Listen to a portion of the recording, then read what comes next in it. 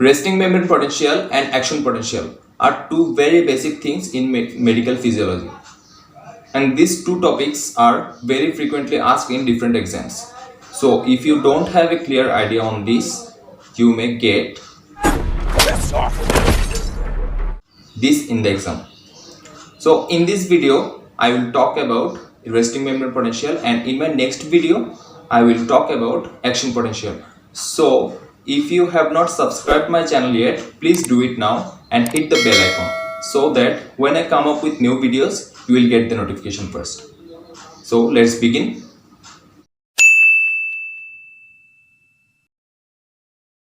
To understand resting membrane potential clearly, you have to know about Nernst potential. Nernst potential is a membrane potential at which diffusion of a particular ion across the membrane is prevented. Let's make it more clear. At first, you have to remember that inside of the cell is always negatively charged. Inside of the cell is always negatively charged. Okay. Sodium ion is more outside of the cell. So naturally it will diffuse into the cell and make it more positively charged. Okay. Now Nernst potential of sodium ion is plus 61 millivolt.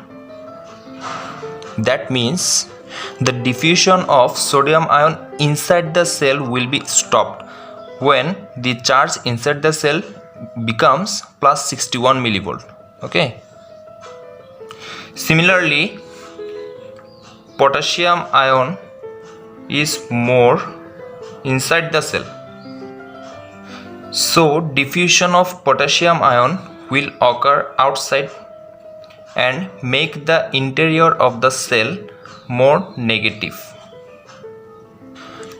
Now Nernst potential of potassium ion is minus 94 millivolt. That means diffusion of potassium ion will be stopped when the charge inside the cell becomes minus 94 millivolt. Now let's see how resting membrane potential is maintained. There are three factors responsible for it.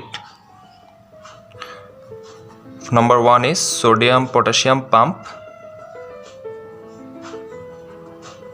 Number two is diffusion of sodium ion.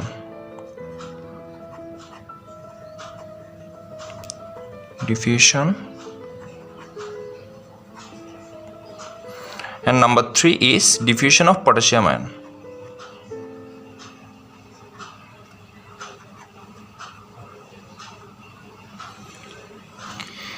In case of sodium potassium pump,